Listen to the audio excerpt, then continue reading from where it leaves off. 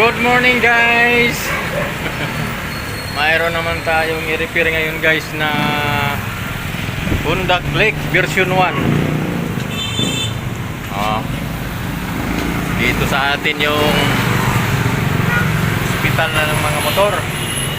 Yan guys, Honda Click. Ganon pa rin yung problema. Chassis naputol. Halos araw-araw mayroon dumarating dito guys na maputol. Honda Click, Honda Beat, Mio Sporty, EY.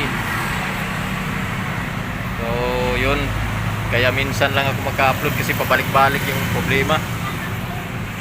So ito ni-request ng mayari na kailangan mayroon tayong video. So,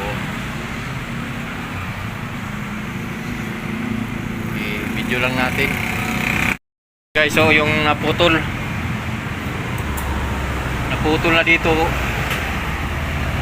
kanina pagdating dito sa shop natin, yung main post nya sa steering post hindi dito na portion. So nilagyan natin ng tension bar para may tulak ito pabalik sa tamang sukat nya dito. So kanina dito, so tinulak natin ang tension bar para mabalik sa original niya na sukat. So kinalawang na guys. So yung mga mayroong motor na scooter, tingnan nyo na yung sa ilalim ng chassis nyo, baka naputol, mabiglang maputol. So, disgrasya kayo. So yung kabuuan na video tingnan nyo na lang sa Knowledge Adventure TV sa YouTube. Yun ang YouTube channel natin, Knowledge Adventure TV. Huwag nyo nang i-skip yung ads para makasahod naman tayo guys. Sa FB page natin, Knowledge Adventure TV, pero wala pa tayo, malayo pa tayo guys, hindi pa tayo na-monetize. Kulang pa yung subscriber natin o followers. Sa YouTube channel na lang kayo para magkasahod tayo guys. Okay, let's go. Repair na natin to guys. So guys, habang tayo ay mag-cutting, so mag-shoutout muna tayo sa mga followers natin, sa mga subscriber sa YouTube. So shoutout kay Ricky Tamsi, pabalik-balik. Kan Armani, lahat ng mga Tamsi family, Tumalon family, ano ba, nakalimutan ko guys. Sa lahat ng mga kamag-anak ko na lang, sa Siargao, yung kamag-anak ng misis ko, shout out sa inyong lahat. Sa Maynila, sa Australia, yung mga OFW natin na subscriber guys, shout out sa inyong lahat. At saka sa Kaskag Bohol, yung mga subscriber natin dyan, mga followers sa Bohol, Kaskag. Sa lahat ng taga Surigao City, taga San Franz, shout out. Yan guys, ang tuwad hapa-hapa moves.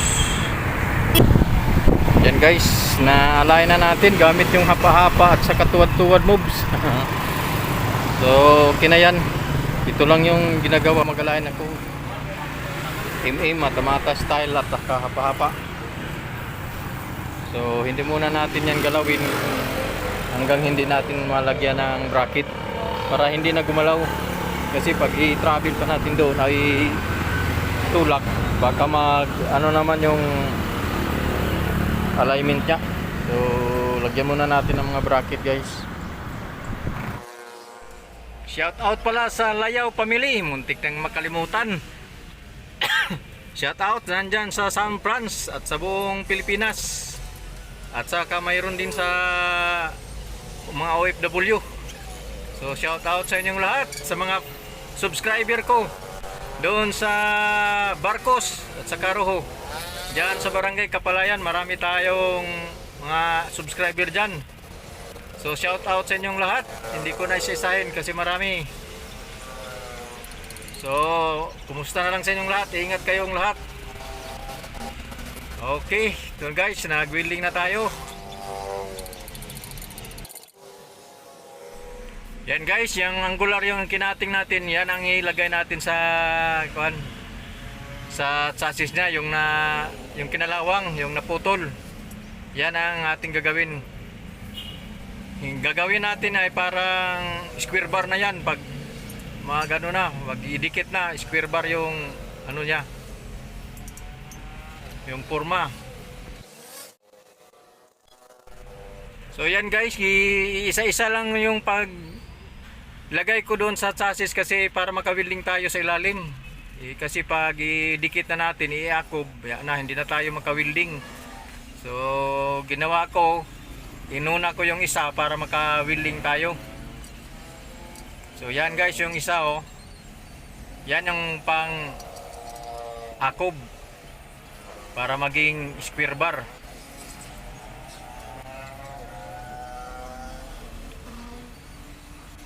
So medyo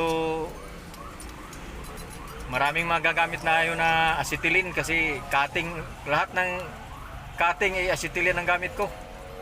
Kaya madali pero medyo magastos sa acetylene. So okay lang yan, basta kahit magastos, basta kayo madali, pariha lang yan. Yan o, palagi akong naka-cutting ng acetylene. So yan guys, yung mga subscriber ko, paki-share naman dyan, paki-comments, yan, paki-like, at saka subscribe. So yung FB page natin na Knowledge Adventure TV, kaunti pa yung followers natin guys, hindi pa, malayo pa, hindi pa tayo makasahod. Dito lang muna tayo sa YouTube, huwag mo niya lang i-skip yung ads. Kahit kaunti lang yung subscriber ko, mayroon naman akong sahod pero kaunti lang. Marami pa akong gagawin guys, medyo busy lang. So yan guys, nalagay na natin yung isang angular dito. So yung angular na sa ilalim, so dinagdagan ko na lang ng flat bar para magkasya. Saka nandito yung sa babaw, ito yung ilagay natin. So i-cut natin ito ng acetylene. So ito lang guys.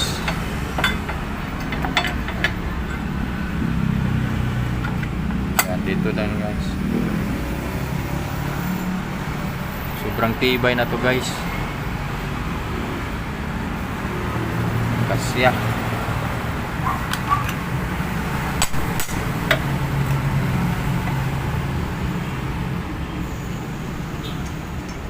Pag ma-full wheel dyan guys, sobrang tibay na.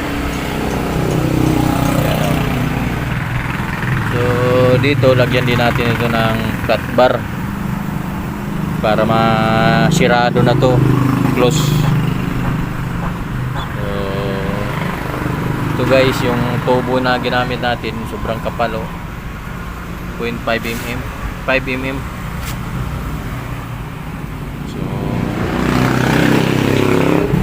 Full wheel na lang natin to. Saka dito, dagdagan ba natin dito para mag-close, magsirado dito. So, matibay na to. Hindi na to madali. So, sa susunod siguro ang bumigay dito na naman oh, yung bumigay sa susunod. At saka dito. Pero yung ginawa natin, hindi pa to bibigay.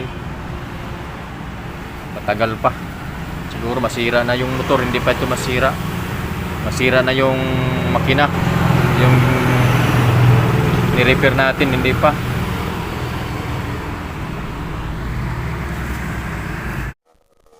So mag full wheel na tayo guys. So pasensya na guys kasi mayroon portion na medyo maingay kasi nandito tayo sa tabi ng highway. Maraming dumadaan na tricycle, mga sasakyan, mga motor, kaya maingay tayo. Pagpasensyaan nyo na. So yan guys, tapos na yung pag full wheel natin, gigrahin na natin at saka steel brush para kumapit yung pintura. So yan guys, so kita nyo naman kung gaano katibay yung gawa natin. So lahat ng may mga problema, yung sa malayo ano na lang, ipagaya nyo na lang sa mga shop dyan. Kung mayroon kayong scooter na ganyan, so pakita nyo na lang yung design natin. I-share nyo na lang para maano nila, magaya. O gayahin na lang nila para mas matibay. So kayong mayroong mga scooter, so yan guys, ipagaya nyo na lang yan. Kasi 100% mas matibay yan ang mga design. Yan ang pinakamatibay na design ko sa pag-repair.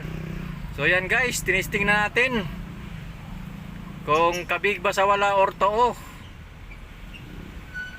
So yan, tinisting na natin. At saka salamat sa inyong panonood. At saka paki-subscribe ka hindi pa, paki-share at comments and like. So maraming salamat talaga sa inyo na kahit kaunti lang ang subscriber ko ay solid pa rin. So salamat sa lahat. God bless us all. Thank you.